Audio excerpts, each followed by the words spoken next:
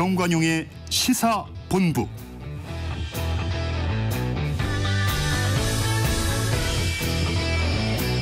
이 부 시작하겠습니다. 2부에는 권혁중 경제평론가와 함께하는 일타경제 코너 준비되어 있어요. 코스피가 7개월 만에 2,400선 아래로 내려갔는데 그 이유와 그 밖의 경제 소식 알아보겠고, 그 이후는 정치권 소식 토론하는 거두절미 각설하고로 이어가겠습니다.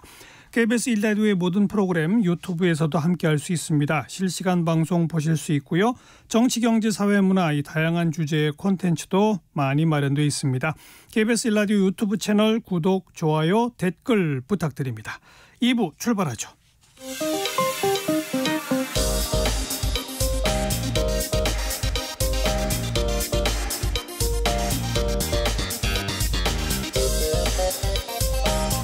팩트체크 진짜 뉴스 정관용의 시사본부 KBS 1라디오. 들어보면 압니다.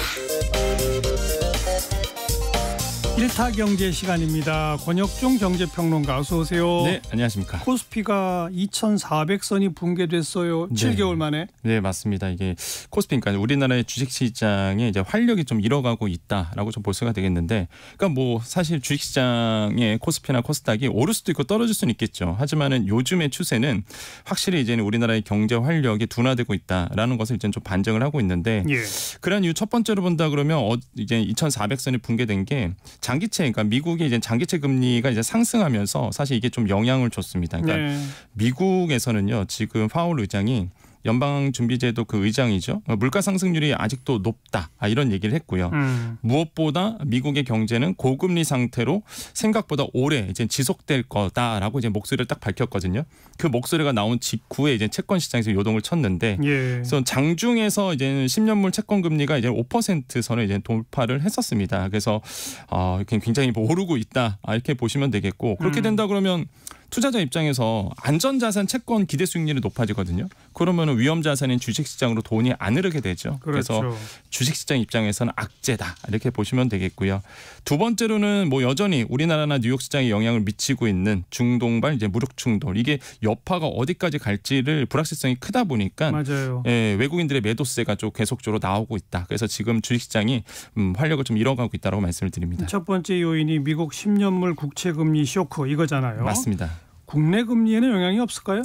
저는 뭐 대출 금리에 크게 영향을 줄 수밖에 없고요. 우리나라의 대출 금리는요, 사실 뭐 기준 금리보다는요, 미국의 국채 금리를 좀 따라가게 됩니다. 그래서 아마 영향을 줄 텐데, 일단 우리나라 기준 금리는 동결을 했죠. 그래서 불안한 경기가 대표적인 이유라고 봐요. 그러니까 많은 분들이 모르겠습니다. 이게 뭐 평가가 다양하겠지만은 저는 정말로 우리나라의 경기가 좋지 않다. 특히 이제는 경기 상황이 둔화 측면에서 계속적으로 이어지고 있다고 보고 있는데, 저는 가장 어려운 게 소비가 좀 부진하다는 거죠. 예. 지금 2분기 기준으로 봤을 때에 이제는 우리나라의 경제 성장 추이 잠정이지만 0.6% 성장했는데, 사실 이게 불황의 흑자라고 보통 얘기를 하는 게 이제는 수입이 그만큼 더 많이 줄었기 때문에 사실 역성장을 피한 거거든요. 그러니까 여기서 본다 그러면 민간 소비도 줄고 있고요. 정부 소비도 줄고 있습니다. 그러니까 소비 자체가 안 된다는 거죠. 그래서 이런 부분들이 조금 좀 눈에 띄고요. 예. 특히 우리나라가 금리가 동결됐던 가장 큰 이유가 경기 둔화, 그다음에 뭐 중국과의 이제는 무역이겠죠. 그러니까 중국 시장이 안 좋습니다. 지금 성장 둔화되고 있기 때문에 우리나라 입장에서 보면 최대 수출국이거든요. 그러니까 여기서 이제 성장 둔화가 이루어진다. 그럼 당연히 경기 회복이 우리가 좀 둔화될 수밖에 없고, 뭐 전쟁으로 인한 금융 불안정 역시나 미치고요. 아까 말씀드렸다시피 그 미국의 이제 긴축 압력이 좀 다소 줄어든 부분이 있습니다. 왜냐하면은 지금 좀 아이러닉 상황인데, 일단은 미국 같은 경우는 FOMC에서 금리를 동결할 것으로 보고 있는데, 그런 이유가 이미 채권 금리가 너무 많이 올랐거든요. 그러니까 기준 금리를 높일 이유가 사라졌어요. 지금 연준 입장에서는 이미 시장 금리가 다 높아졌기 때문에. 그래서 마치 기준 금리를 올릴 그 환경이 만들어진 거죠. 이미 다. 그래서 그러다 보니까 이번에는 이제 동결로 갈 가능성이 굉장히 높다. 이런 것 때문에 사실 우리나라도 이제 동결을 이제 예상을 했다라고 보시면 되겠고, 예. 지금 오히려 우리나라 입장에서는 그러니까 기준금리를 높일 만한 요인이 더 많습니다. 그러니까 가계부채가 높잖아요. 지금 가계부채 증가세가 장난 아니거든요. 그러니까 오히려 금리를 높임으로 해서 가계부채 증가 총량을 줄여야 되는 부분이 있어요. 그래서 어떤 분들은 그러시더라고요. 아니 기준금리를 이제는 오히려 높이면은 그동안 가계 그 대출을 받으신 분들 힘들지 않느냐 그랬을 텐데 사실 지금의 상황은 금리가 높음에도 불구하고 많은 분들이 가계대출을 엄청 받으십니다. 지금 뭐 9월 말 기준으로 봤을 때 은행 가계대출 증가 추이가 6조가 늘어났거든요. 줄지가 않아요. 계속 이게. 그래서 지금 이런 문제 때문에 고금리를 감으로 해서 많은 분들이 금리의 부담 때문에 대출을 덜 받으실 거예요. 그렇게 되면. 그래서 가계부채 증가 때문에 오히려 금리를 인상해야 되는 부분에도 불구하고 현재 상황으로 일단은 경기 상황 때문에 동결을 했다라고 좀 말씀을 드립니다. 이렇게 한국은행은 금리를 동결시켰는데도 네. 시장의 대출 금리는 올라가요. 왜 그렇습니까? 네. 그러니까 이게 지금 대출 받으셔야 되는 분들, 그다음에 이제 이미 받으신 분들도 이제 걱정이실 텐데 뭐. 먼저 결론부터 말씀드리면 대출 금리 이제 계속 올라가는 분위기로 갈 수밖에 없다. 상황이 매크로 환경이 지금 현황을 말씀드리면은 고정금리죠. 혼합형 주담대가 상단이 6.6%고요. 5대 시중은행입니다. 예. 변동 주담대 금리가 이제는 변동형이 7.13%거든요. 그러니까 지금 7% 넘어섰고 좀 있으면 8%도 가능하다 이런 얘기가 나오고 있는데 그런 이유 첫 번째 본다 그러면 아까도 말씀드렸다시피 지금 가계대출이 굉장히 많거든요. 그러니까 정부가 좀 압박을 하고 있어요. 은행들을. 그래서 은행들이 얼씨구나 하고 있습니다. 솔직히 이건 개인적 생각인데 그래서 우대금리를 낮추고 있거든요. 지금. 그러니까 보통 우리가 대출을 받는다 그러면 주담대를 받는다 그러면 은행들의 그 기준금리들이 있어요. 정책금리 플러스 가상금리 붙여서 거기서 우대금리를 빼주는 건데 우대금리를 이제는 말 그대로 이제 낮춰주다 보니까 더 주질 않아요. 이제 소비자들한테. 그러다 보니까 총 이 대출의 이자가 높아지는 거죠. 그렇죠. 그래서 지금 은행들은 뭐 지금 얼씨구나 하는 것 같아요. 느낌상. 그래서 뭐 정부가 그러니까 그래서 지금 뭐 금리 대출 금리는 높아지고 있고 두 번째는 수신 금리 상승입니다. 이게 좀 어떻게 설명해 드려야 되냐면 지금 1년 전에 그 레고랜드발 그 고금리 특판이 많았었잖아요. 막 4%, 5%, 6%짜리 있었는데 그 당시에 이제 1년짜리 만기가 돌아오다 보니까 은행들이 그걸 돌려줘야 돼요. 돌려주는데 돈이 없잖아요. 은행들도. 그러다 보니까 재예치를 받고 싶어서 다시 고금리 상품을 내놓고 있습니다. 지금. 예. 어느 시중은행 뭐 새마을금고 같은 경우는 10%짜리도 뭐 나왔다 이렇게 언론 보도가 나오더라고요. 어이고. 그 정도로 이제는 금리를 다시 한번 높여서 수신 그 말고 예금을 받고 있는데 문제는 이 수신금리 상승은요. 이 코픽스 상승으로 이어지고요. 이 코픽스는 뭐냐면 변동금리에 또 영향을 줍니다. 그러니까 이걸 물러지거든요. 이게 순서가. 그러다 보니까 수신금리가 높아지니 당연히 예금리가 높아지니까 이 코픽스도 높아지고 코픽스를 추종하고 있는 변동금리도 당연히 높아질 수밖에 없는 구조예요. 예. 그러다 보니까 변동금리가 앞으로도 계속 높아질 수밖에 없고 그럼 앞으로 더 오르겠느냐. 아까도 말씀드렸죠. 채권. 10년물 미국 국채가 오르면은 일단 우리나라의 국채도 영향을 주고요. 그러면 당연히 은행채도 영향을 주거든요. 그러니까 이게 도미노처럼 계속적으로 이어져요. 그래서 앞으로 우리나라의 지금 주담대 상품 같은 경우에는 높아질 수밖에 없는 구조로 그렇군요. 갈 거다라고 말씀드립니다. 얼마 전에도 전해주셨습니다만 네. 이 아파트 청약시장 양극화 네. 아주 뚜렷해지고 있다고요? 예, 지금 양극화가 지금 크게 벌어지고 있는데 일단 우리나라의 청약 시장을 본다 그러면 한 부동산 리서치 기관에서 올해 1월부터 9월의 청약 결과에서 조사를 해봤는데 서울의 청약 1순위 평균 경쟁률이 66대 1.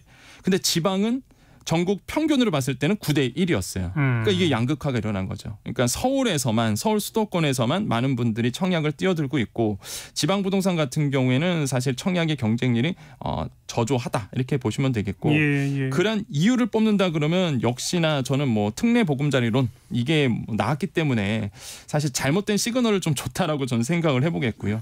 많은 분들이 막차라는 생각이 있었기 때문에 많은 분들이 청약시장에 뛰어들었습니다. 이거 대출 받아서. 두 번째로는 이제 건축비 상승이죠. 그러니까 지금이 제일 싸다. 이게 건축비가. 그래서 앞으로 더 오른다. 앞으로 더 오른 거죠. 왜냐하면 뭐 시멘트 가격, 철근 가격이 다 올랐기 때문에 건축 공사비가 오를 수밖에 없다. 그래서 지금 사야 된다 이런 어떤 심리가 있다 보니까 많은 분들이 이왕이면은 서울 수도권에서 이제 청약을 받으시려고 하셨고 마지막으로는 입주 물량 감소는 있습니다. 서울 물량이 지금 내년도 서울에서 나오는 물량이 8,500가구 정도 되거든요. 올해가 3만 가구였어요. 그러니까 확실히 이제 내년도 확 줄었네요. 확 줄었죠. 그래서 이제 그거를 알고 계시니까 많은 분들이 이제는 서울 쪽으로 청약을 미리 이제 넣었다 이렇게 좀 볼 수가 있겠습니다. 여기까지 권혁중 경제평론가였습니다. 고맙습니다. 네, 감사합니다.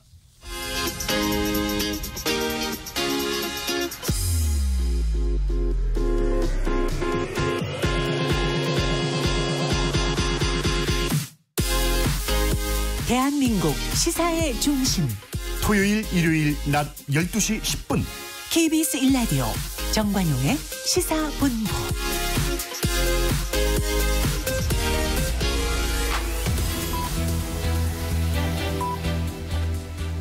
네, 주요 정치 이슈들 거두절미하고 알맹이부터 토론해보는 거두절미 각설하고 시간입니다. 국민의힘 당대표 특보 박진호 특보 나오셨습니다. 어서 오십시오. 네, 안녕하세요. 네, 그리고 매주 도와주시는 민주당 민주연구원 부원장 현근택 변호사 오늘 개인적인 사정이 있어서 오늘은 특별히 더불어민주당의 당대표 언론 특보이면서 평택을 지역위원장 맡고 계신 김현정 특보를 모셨습니다. 어서 오십시오. 네, 반갑습니다. 김현정입니다. 자, 전반부 공통질문부터 시작합니다. 오늘은 이제 박진호 특보가 먼저 해보시죠. 이번 주에 뜬 인물, 진 인물. 먼저 뜬 인물 누굽니까? 우선 가장 뜬 인물로는 이 최근에 이제 인선이 이제 저희 당내에 이루어졌는데요. 그 김혜지 의원을 저는 꼽고 싶습니다. 김혜지 최고위원. 네, 김혜지 최고위원과 함께 안내견 저희도 같이 꼽고 싶습니다. 네.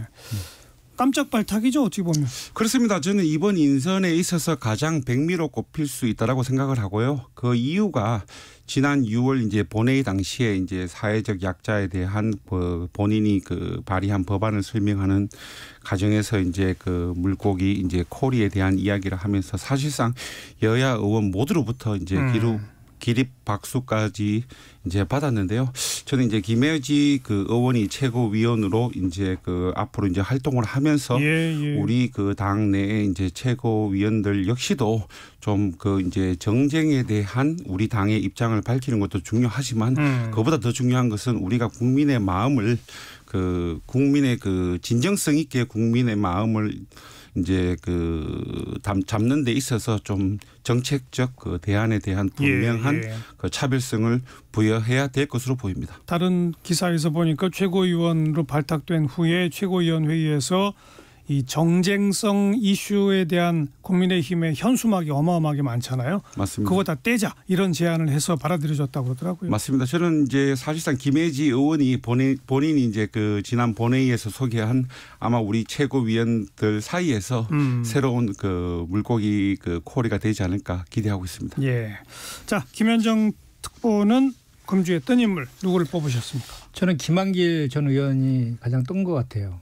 국민통합위원장. 예, 그 보궐선거 패배 이후에 이제 저 당직자 이제 개편한 이후에 이제 청와대에서 아니 대통령실에서 저녁 만찬 17일 열었는데 그때 국민통합이 만찬이었는데 거기에 여당 지도부하고 그리고 주요 장관들하고 대통령실의 참모들을 대고 배석시켰거든요. 그래서 그 자리에서 이제 서로를 대단히 치켜 세우고 헤드 테이블 옆에 또 앉히기도 했고 또 거기에서 윤석열 대통령 발언이 앞으로 그 정책 프로그램, 통합위에서 내놓은 정책 프로그램에 대해서 정부와 국민의힘에서 적극 반영해달라 이런 얘기까지 했거든요. 그래서 이제 김한길 전 의원 같은 경우에는 그 전에도 이제 그 격의 없이 윤석열 대통령과 조언하는 관계로 잘 알려져 있고 검찰총장 그만두고 정치 시작할 때도 많은 조언을 한 거로 알려져 있거든요. 정치 리베로다라는 평도 있는데 이것을 김한길 의원을 약간 부각시킴으로 인해서 김기현 2호 체제가 제대로 순항하지 못할 경우에는 그 대안으로 비대위로 또 생각하지 않느냐 이런 일각의 시각도 있습니다. 네.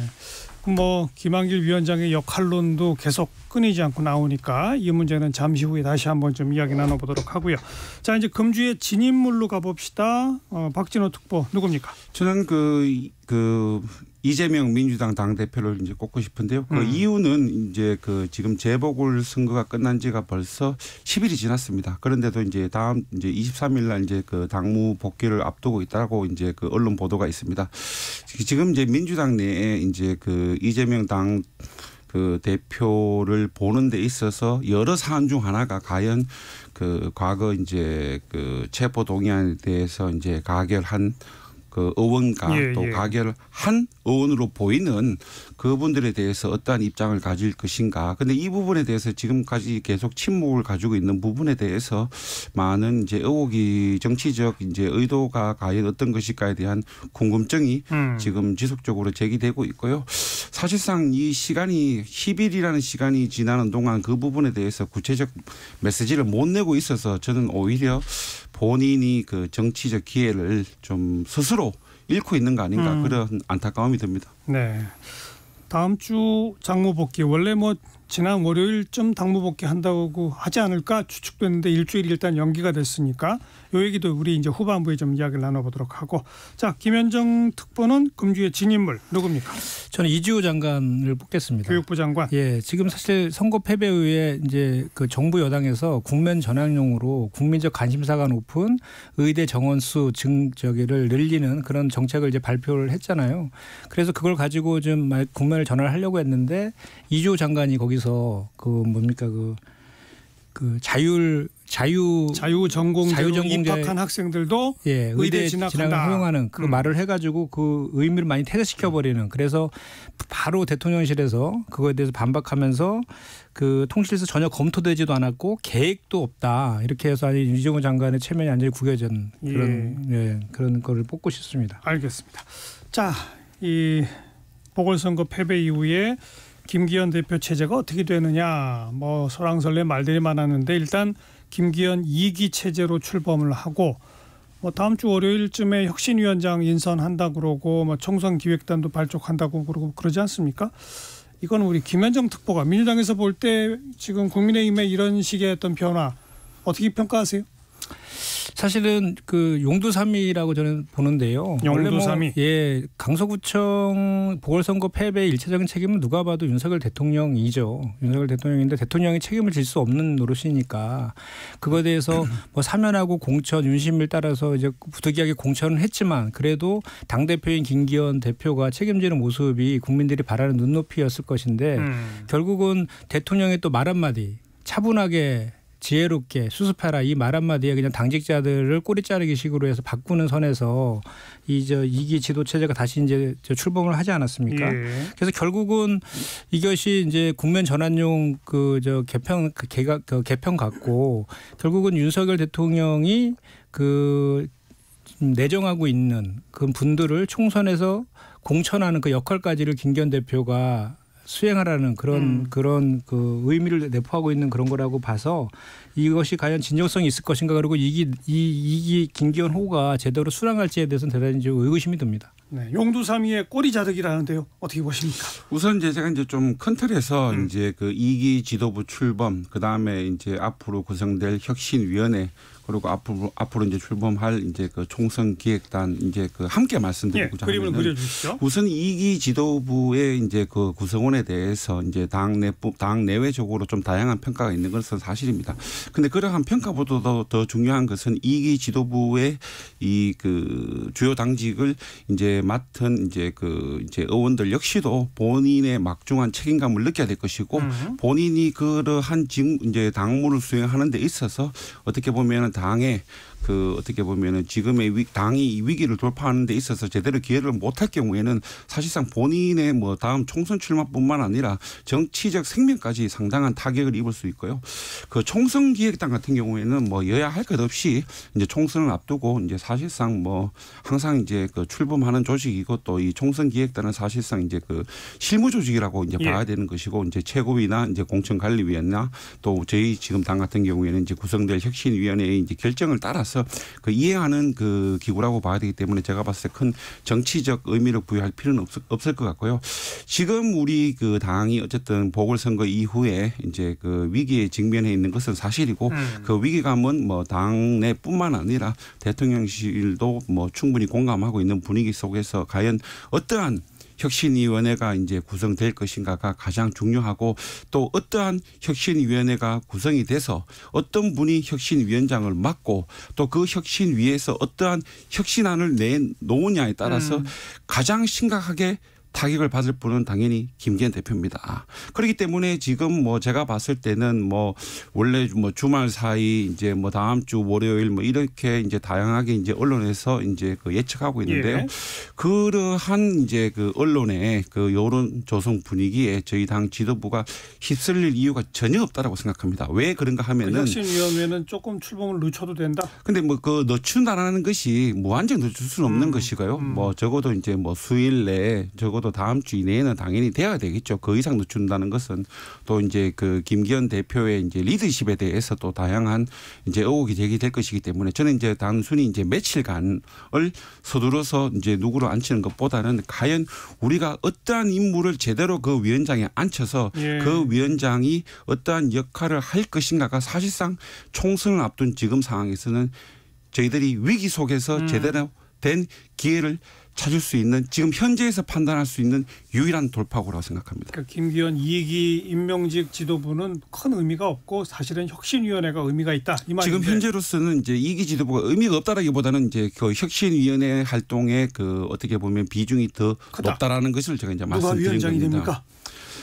뭐 일단 이제 언론에서 다양한 분이 이제 거론되고 있는데요. 저도 뭐 일단 제가 이제 확인한 바로는 이제 언론에서 이제 거론되는 분들 중에 상당 부분은 상당 이제 인사들은 사실상 당에서 접촉조차 이제 하지 않은 것으로 알고 있고요. 예. 그리고 일단 김기현 대표 역시도 일단 본인이 이제 그 혁신위원장으로 모실 분에 대해서 이제 소통은 하고 있는 것으로 알고 있고요.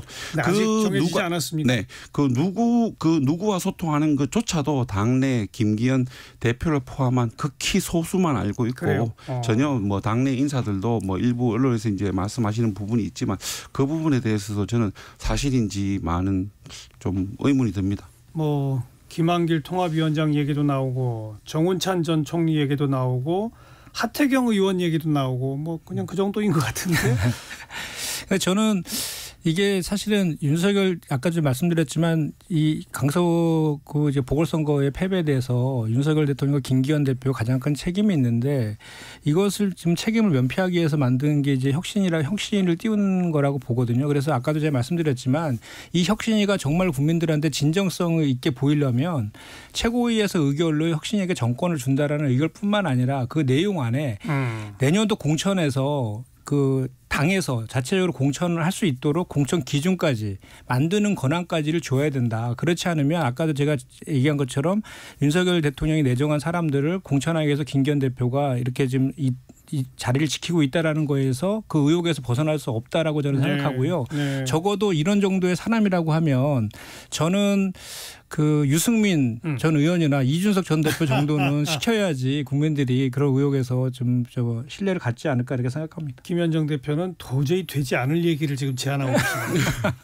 아니 그만큼 이 혁신위에 대해서 사실 뭐 우리 민주당의 김은근 혁신위에 대해서도 비판을 국민의힘에서도 많이 했잖아요. 그만큼 혁신이라는 것이 사실은 당 지도부가 있고 최고 의결기관으로 최고위원회에서 모든 결정을 하는 그 밑에의 혁신이라고 하면 그 혁신이라는 게 혁신할 수 없는 기본적인 구조가 있는 거 아니겠습니까? 그러니까 진짜 국민의힘이 달라지려면 유승민 혁신위원장 내지는 이준석 혁신위원장을 시켜서 거기에 공천 기준 등등의 전권을 줘라 이 말 아닙니까? 그 정도는 해야지. 그렇게 하면 윤석열, 김기현은 권력이 확 빠지는데요. 아니, 그러니까 제가 드리는 말씀은 그만큼 이 혁신이라는 것이 그 뭔가 이렇게 국면 전환용으로 만든 그런 기구라는 것을 제가 전제로 좀 그런 거를 탈피해 좀 이 정도는 해야 된다는 말씀을 제가 드리는 거죠. 그리고 누구를 시키든 간에 그것이 친윤 뭐 윤석열 대통령과 가까운 인사다 이런 식의 이미지를 주는 분이라고 하면 이미 시작부터가 실패다라고 보는 것이죠. 그렇게 될까요? 유승민, 이준석. 제가 봤을 때는 지금 이제 어느 분이 이제 되실지는 모르겠지만 이제 그 혁신위원장을 이제 수락하시는 분은 그 본인 스스로 가지고 있는 어떻게 보면 이제 리더십, 자질뿐만 아니라 지금 어떻게 보면은 그 당내 위기를 제대로 된 화합의 장으로 이끌 수 있는 분, 그리고 좀 전에 말씀하신 것처럼 이 보다 건설적인 당정 관계를 또 형성하실 수 있는 분, 또 어떻게 보면은 저는 우리 당에서 출범하는 혁신위원이지만은 그 우리가 위기 속에서 제대로 된 기회를 찾고 그 기회를 활용을 해서 우리 당이 거듭나기 위해서는 국민의 힘이라는 어떻게 보면 이제 하나의 공당을 위한 혁신뿐만 아니라 우리 당의 혁신위원이지만은 대한민국의 정치를 제대로 혁신시킬 수 있는 그런 분이 반드시 위원장으로 와야 될 것이고 누굴까요? 그런 분이 위원장으로 왔을 때는 저희 당뿐만 아니라 민주당 역시도 상당한 위기감을 느낄 것으로 보입니다. 국민의힘뿐 아니라 우리 정치까지 혁신할 수 있는 국민 신망받는 분 누가 있을까요? 저희들은 그 어느 분이 오시든 간에 그분이 이제 그분을 중심으로 구성되는 혁신위원회는 박특보 머릿속에 그리는 분이 있긴 있습니까? 뭐 저같이 어떻게 미천한 존재가 그런 분을 그릴 수 있겠습니까? 힘들 거예요. 찾기 힘들 거예요. 왜냐하면 일단 기본적으로 윤석열 대통령이 마음에 들어야 되기 때문에 그게 힘들 겁니다. 앞으로 뭐 제가 다음 주 토요일이면 이제 뭐 보실 수 있지 않을까 싶습니다. 그래요? 그리고 지금 김기현 대표 역시도 하여튼 신중에 신중을 거듭하고 있기 때문에. 근데 지금 모든 그러니까 국민들이 그렇게 생각하는 거예요. 김기현 대표가 실질적인 대표 역할을 하느냐에 대한 의구심 계속 지금도 갖고 있는 거 아니에요. 그래서 그 김기현 대표가 총선에서 지면은 뭐 저 정계 은퇴하겠다 이런 얘기도 했는데 사실 지금 불출마 선언 정도는 해야지 그 진정성도 있는 것인데 그것도 사실 총선에서 패하면 당대표가 책임지는 건 당연한 거거든요. 당연한 얘기를 지금 하고 있는 거라서 그리고 김기현 대표가 그전에 그 사퇴할 권한조차도 없다 뭐 이런 얘기까지 나올 지경이니까 이 혁신위원장을 인선할 때 정말 당에서 그 주도적으로 해서 그런 민심을 대변할 수 있는 사람을 할 것인가에 대해서는 봅시다. 두고 봐야 될 것 같습니다. 뭐 우리 김현정 특보는 유승민, 이준석 혁신위원장 얘기했습니다만 반대로 유승민, 이준석 신당 창당할 거다는 얘기도 많던데 그건 어떻게 보세요? 저는 가능성이 있다고 봅니다. 예.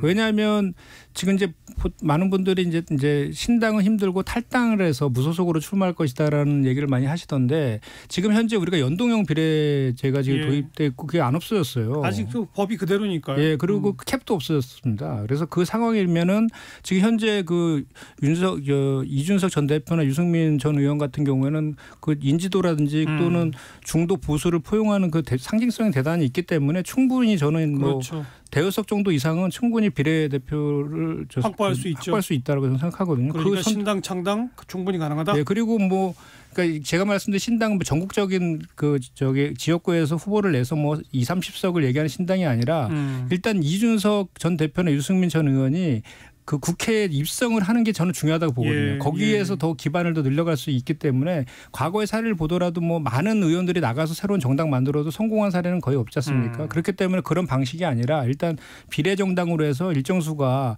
원내에 진입을 하고 거기에서 그 새로운 그런 그 본인들의 세력을 더 규합해 나가는 이런 방식으로 할 가능성은 충분히 있어 보입니다. 어떻게 보십니까? 국민의힘 내부에서는 신당 창당설. 우선 이제 이준석 전 대표와 유승민 전 의원은 정치적 입장에는 미묘한 차이가 있고 또 그 미묘한 차이가 뭐 그 내부적으로 볼 때는 미묘해 보일지도 모르겠지만 거시적인 틀에서 큰 틀에서 봤을 때는 저는 상당한 차이가 있다고 보고요. 그래서 두 분이 함께 신당 그 창당을 그 주도할 것이라는 것은 저는 뭐 사실상 0%에 가깝다고 0%. 생각해요. 그리고 그러길 바라는 거 아닙니까?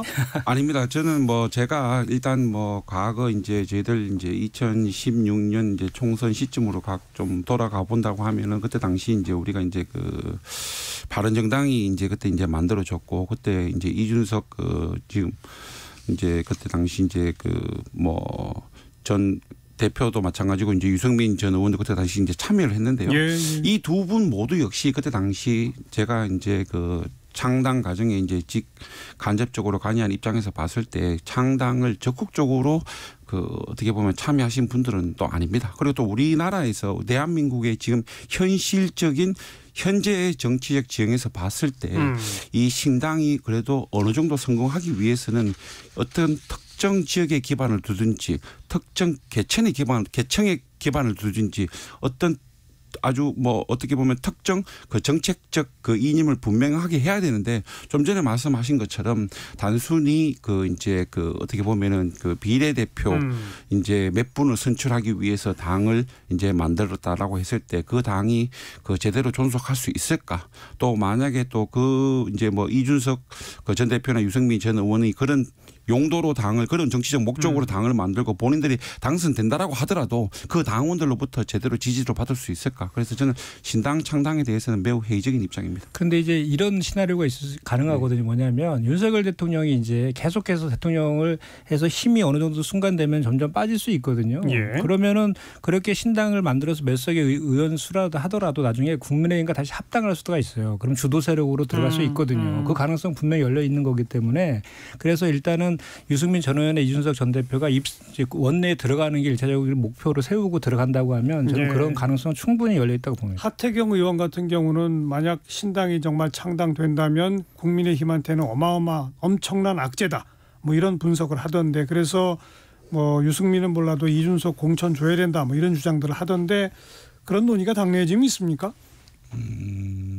없다고는 볼 수 있지만 의미 있는 논의는 아니라고 생각합니다. 그 이유가 모르겠는데 제가 이제 저는 기본적으로 이제 특정 개인에 대해서 제가 그분이 이제 하신 말씀에 대해서 평가하는 것은 저는 개인적으로 적절치 않다라고 생각을 하는데 이제 어느 이제 최고위원 언론 보도에 따르면 어느 이제 최고위원 중 한 분이 하태경 이제 의원 같은 분이 혁신위원장으로 이제 오면 좋겠다라고 하니 또 이제 하태경 이제 의원께서 이제 언론 인터뷰에서 자기가 혁신위원장이 되면은 이렇게 하겠다 저렇게 하겠다 하는 과정에서 이준석의 인물을 그렇죠. 중용한다 저는 그런 정치공학적 접근법은 하루 빨리 탈피해야 된다고 생각합니다. 그래요? 지금 중요한 것이 화합이면 맞지만 그런 어쨌든 정치공학적 어떻게 보면은 접근법보다는 그거는 정치공학적 접근법이 효과를 볼 수는 있지만 지금과 같은 시기에 그런 정치공학적 접근법은 큰 효과를 볼 수 없고 지금 혁신이라든지 우리가 당이 이 환골탈퇴하는 모습을 보였을 때는